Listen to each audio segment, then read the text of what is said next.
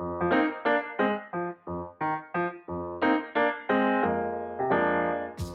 there, this is Tim from Truphae with another video in our fountain pen basics series.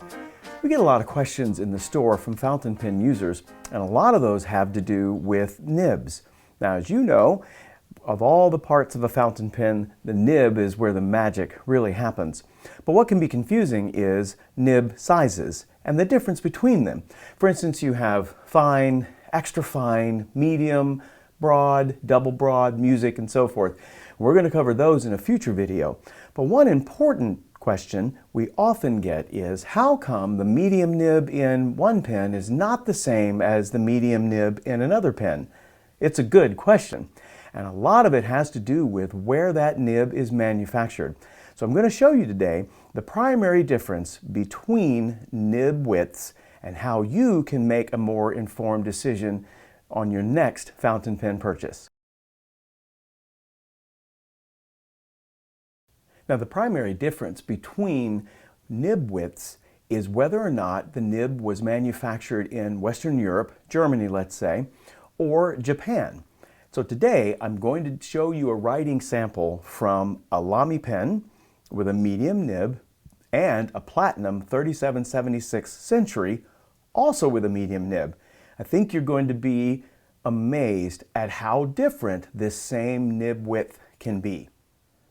Okay, so here are some writing samples. The first one will be with the Platinum 3776 with medium nib.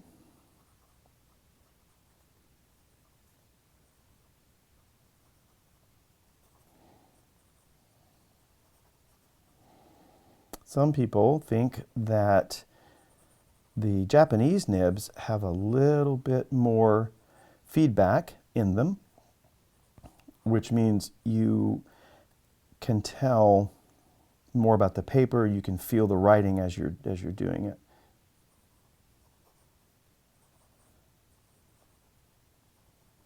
Some people would consider that less smooth. And please ignore this old habit of not crossing the T's and dotting the I's until I'm finished with the sentence. It's just weird. And here's that great sentence in English that has every letter of the English alphabet.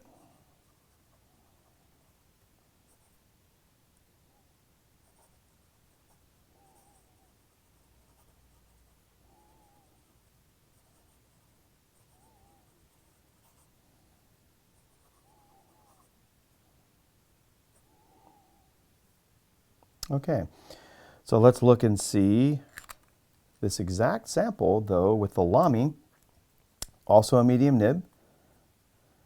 So here's the writing sample.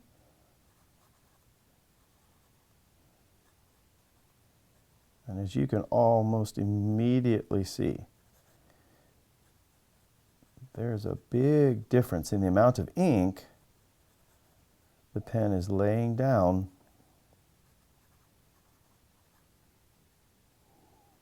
versus the Platinum. The ink is a different color as well, but I still think it's obvious the weight is quite different. And in that same sentence.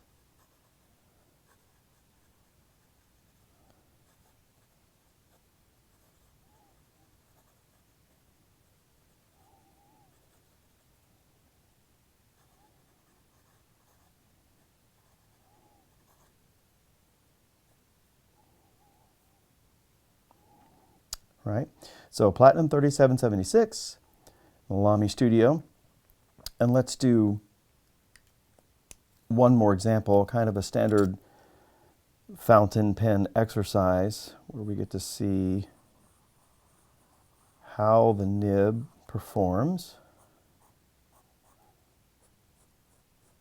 Right? Then the same thing with the LAMY. Can you see that? There's even some line variation there. And this is a steel nib.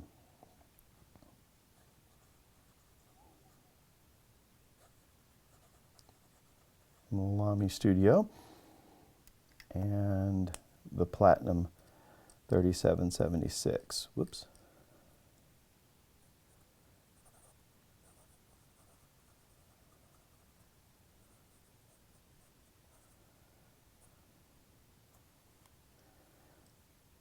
And there you have it. I thought it would be fun to show you the same writing sample on Tomoe River paper. Now, this journal happens to be the writer from Nanami, but I think it's interesting, isn't it, to see how paper affects ink and line width. Same pens, same ink, same sample, but it looks a little different than it did on the Clairefontaine paper. So, which is best? Japanese nibs or German nibs? The answer is both. It really is a matter of personal preference and need. And as you'll discover, the kind of ink you're using and the paper you're using can also dramatically affect the performance of nibs.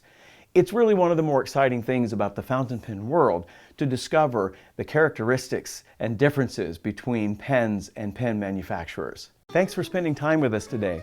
If you're new here, please consider subscribing to the channel so you can be alerted when we post new videos. If there's another topic you'd like for us to cover, please tell us about it in the comments below. This is Tim at Truphae. Happy writing.